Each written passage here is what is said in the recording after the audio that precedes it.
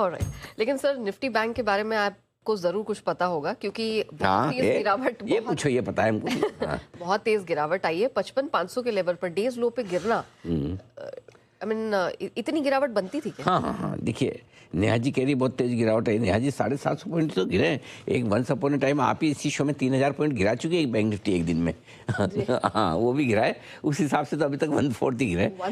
हाँ भगवान वो दिन ना दिखाए किसी को। बिल्कुल सही बात है। उन दिनों में एंकरिंग करना कितना मुश्किल काम है हम जानते, दिल पे पत्थर रख के कर ऐसा चेहरा स्माइल लानी पड़ती है। बाय द वे 750 पॉइंट घटे हैं। क्यों घटे हैं? इसके दो कारण हैं। नंबर वन, सबसे पहला कारण तो बड़ा ऑब्वियस है, ईसीएल के नए नियम जो आए आरबीआई की तरफ से, एक्सपेक्टेड क्रेडिट लॉस, उसकी वजह से बैंक शेयरों पर नुकसान होना लाजमी था। दूसरा था कच्चे तेल की उछाल। और मैं बार बार लगातार ये कह रहा हूँ, लोगों को लगता है कच्चे तेल से सेंसिटिव है। एक बहुत इंटरेस्टिंग चीज़ बताना चाहता हूँ। लोगों को लगता है कच्चे तेल से सेंसिटिव स्टॉक्स कौन से हैं? कच्चे तेल बढ़ गया, ओहो हो, HPB IOC गिरेंगे, ओहो आपके थोड़ा सा नुकसान एविएशन शेयरों को हो जाएगा, ओहो पेंट शेयर टायर शेयर की भी हालत ख़राब है। ज़माना गया। एब्सोल्युटली। वो तो है ही, वो तो सब सीख गए, समझ गए, समझदार हो गए। अब नया ज़माना आ गया है। नया ज़माना आ गया, कच्चे तेल के घटते ही रेट सेंसिटिव शेयर ये कमज़ोर होंगे। जब जब क्रूड गिरेगा रेट सेंसिटिव शेयर ये सेक्टर गिरेंगे। क्यों गिरेंगे? इसकी तीन वजह है। कच्चा तेल का बढ़ना, माफ है, क्रूड गिरेगा नहीं। जब जब क्रूड चलेगा रेट सेंसिटिव सेक्टर्स गिरेंगे। क्यों? बार बार ये दबाव बनाएंगे। क्यों बनाएंगे? पहला, महंगाई बढ़ने का डर, क्रूड के बढ़ते महंगाई बढ़ने का डर। दूसरा, करेंसी गिरने का डर, रुपया गिरने का। और तीसरा, चालू वित्तीय घाटा, करंट अकाउंट डेफिसिट बढ़ने का डर। ये तीनों मिलके बैंकिंग शेयरों पर, रेट सेंसिटिव शेयरों पर दबाव बनाएंगे। तो क्या क्या गिरेगा? Bank number 1, NBSC number 2, auto number 3, real estate number 4। अब किसी को बैंक और NBFC को एक मानना तो एक मान लो, मुझे कोई ऑब्जेक्शन नहीं है, अपनी सुविधा के हिसाब से मान लो। कई बार एक माने तो फिर बोल दे लोग आप तो बैंक ही बोले थे, NBFC तो बोले ही नहीं। तो इसलिए दोनों दे दिया आपको। ये है आपके लिए बैंक निफ्टी की कमजोरी की वजह। और अगर आपको ऐसा लग रहा है कि ये गिरावट एकाएक आई है, तो नहीं, ऐसा नहीं है। आपको पहले ही सुबह कोई सतर्क किया गया था। निफ्टी पर जो बिकवाली की राय थी वो एकदम सटीक बैठी है। बिकवाली के लेवल से ही घुमा है बाजार। और निफ्टी बैंक पर तो हमने आपको सुबह सुबह बाजार खुलने से पहले ही किया था सतर्क। बेचना चाहते हैं 24,175, 24,300 की रेंज बढ़िया है बेचने के लिए। दो टुकड़ों में बेच सकते। 24,400 आपका स्टॉप लॉस होगा। 24,125, 24,075, 24,003 छोटे टारगेट हैं। 23,935, 23,902 मीडियम टारगेट, 23,850 और 23,815 फाइनल टारगेट, जिसके लिए करनी है आपको बिकवाली।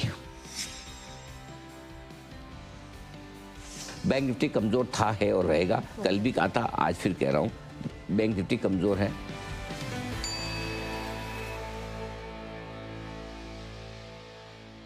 सर रीजन तो समझ लिया निफ्टी बैंक निफ्टी में गिरावट का। अब लेवल कौन से इंपॉर्टेंट है? नीचे कहाँ नहीं टूटना चाहिए और ऊपर कहाँ पे हमें रिकवरी चाहिए? 24,000 इंपॉर्टेंट तो एक ही लेवल है, बाकी तो सब काम ऐसे ही है, नाम के काम का लेवल सबसे बड़ा ये। 24,000 के ऊपर है तो यू विल फील बेटर, और अगर 24,000 के नीचे है तो थोड़ा सा कम अच्छा फील करेंगे। 24,000 क्यों इंपॉर्टेंट है? क्योंकि पोजीशंस जिस तरह से पुट और कॉल में बनी है आज, वीकली माफ़ कीजिएगा मंथली एक्सपायरी के दिन, वो इंपॉर्टेंट है 24,000 के लिहाज से। अब पहले बता दूँ सपोर्ट। कल का लो 23,935, परसों का लो, परसों मतलब फ्राइडे, 23,815, 23,815, 23,935, ये 125 पॉइंट की रेंज रहेगी, मजबूत सपोर्ट। ये आसानी से नहीं टूटेगी। रिकवरी में 24,100, कल जहां क्लोज हुए थे हम 24,92 से, वहां से लेके आज का हाई 24,175, 24,200, ये रेंज आपके लिए मुनाफा वसूली के लिए परफेक्ट है। बैंक निफ्टी ज़्यादा कमज़ोर है। अगला सपोर्ट सीधा 55,150, 55,325 की रेंज में। और इस बात की पूरी आशंका है नेहा जी की उस रेंज तक ये पहुंच सकता है आज, क्योंकि 55,500 के आसपास आखिरी सपोर्ट पे खड़ा है।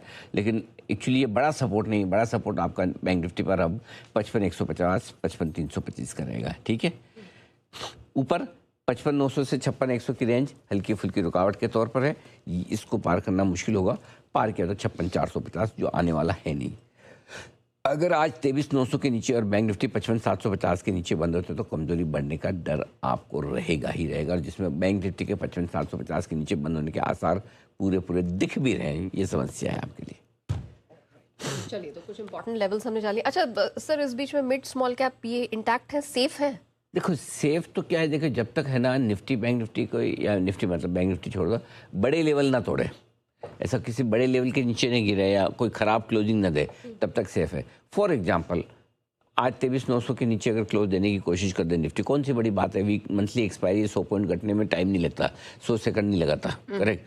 अगर समझो कट गया तो फिर आपके लिए mid cap small cap share गिर जाएंगे, फिर नहीं टिकेंगे, फिर ये छोड़ देंगे, बोले जान दो यार, इनसे नहीं हो रहा, हम क्यों फालतू की मगज मार गए।